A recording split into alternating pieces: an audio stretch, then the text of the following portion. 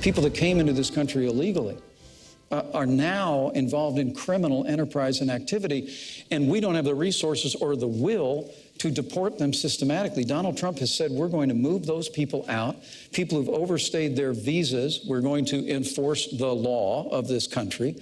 We're going to strengthen immigrations and customs enforcements with more resources and more personnel to be able to do that. And then Donald Trump has made it clear, once we've done all of those things, that we're going to reform the immigration system that we have.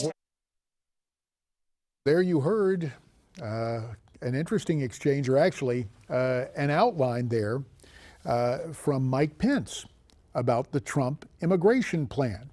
And it was very interesting, his choice of words, and perhaps the most effective thing was to say, enforce the law.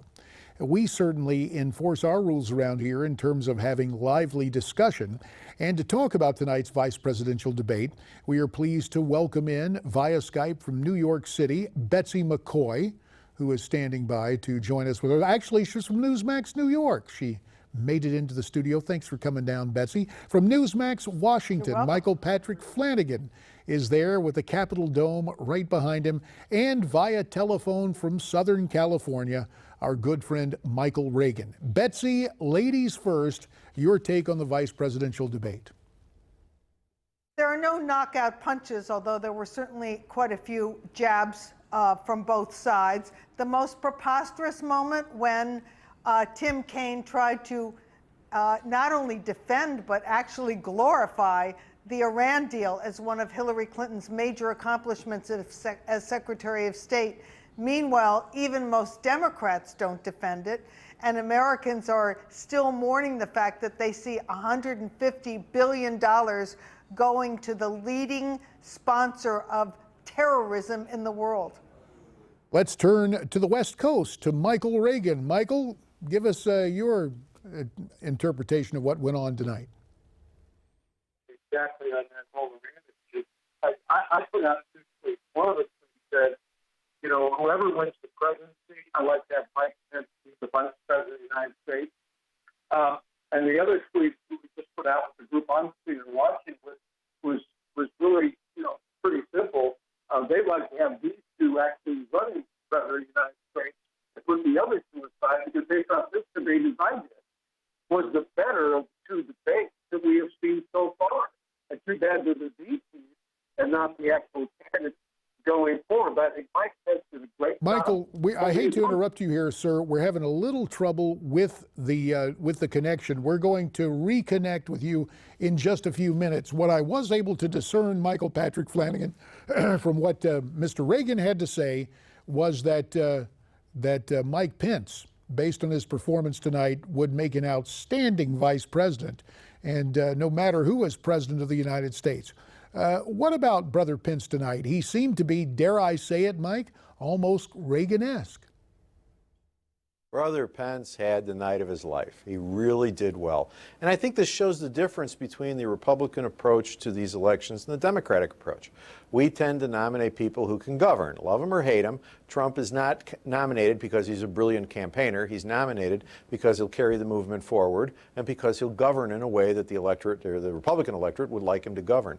Pence the same.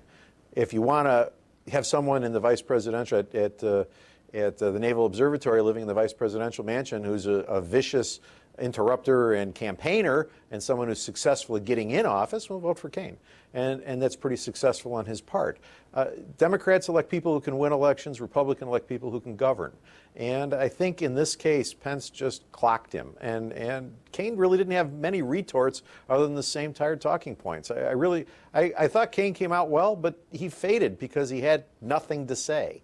And I think that showed up pretty much by the time we finished. Well, let's get another viewpoint at 1-877-NEWSMAX. That's 1-877-639-7629. From New York, Rosemary may have a little different assessment of Tim Kaine and his performance tonight. What did you think, Rosemary? I wanted to slap him. He had that same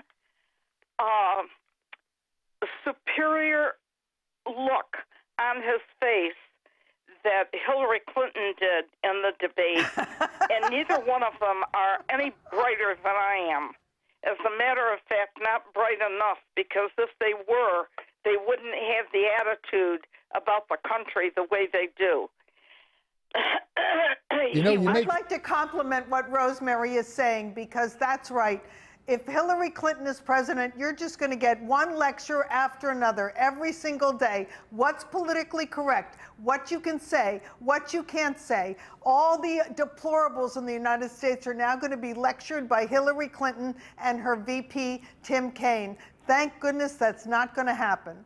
You know, Mike Flanagan, as I was watching it, I commented earlier, but hearing what Rosemary had to say, and well, you probably saw this, especially since you had to win an election in Chicago, Cook County.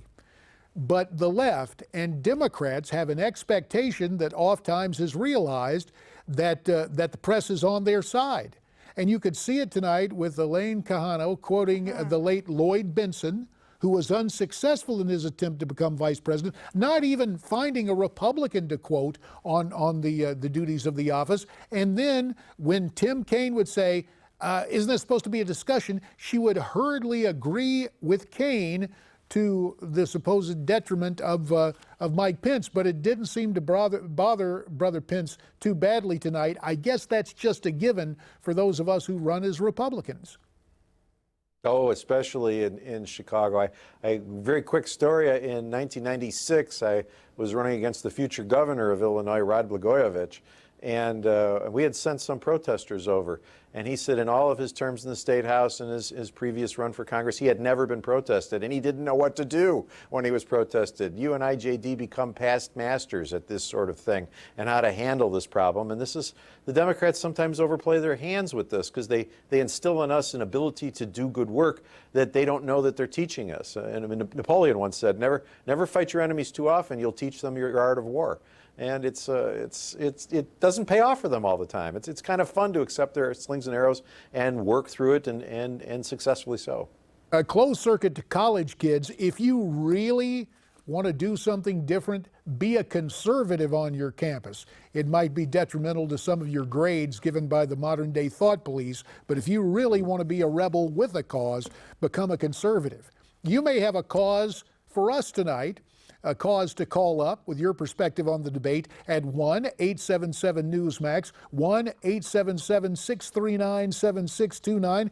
Give us your thoughts on the debate, and we're getting some right now out of Phoenixville, Pennsylvania from Richard. Hi, Richard. Hello. Yes, sir. What's on your mind? Well, I was watching this debate, and they were talking about the Social Security Trust Fund.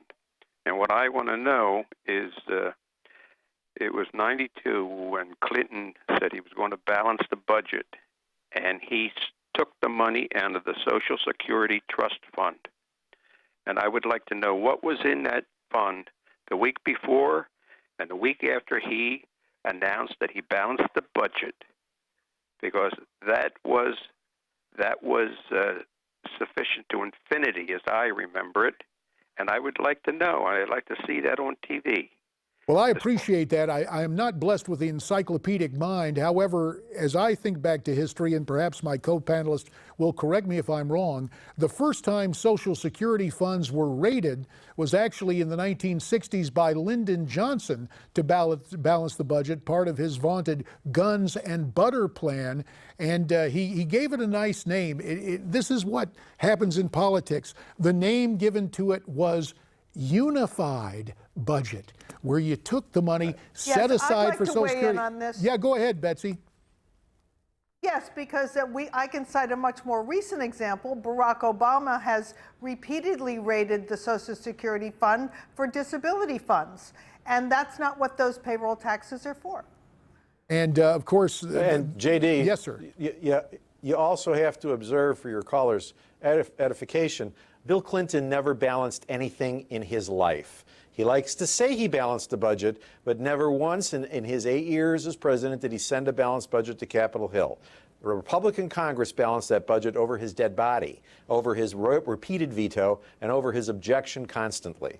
He was not a healthy portion of the process, and he has no business claiming that as his victory today. And that is a point well made and well taken. I'd like to focus on one more thing in the debate. Well, and we are going to do that, Betsy. You know, this is great because you're setting it up for me.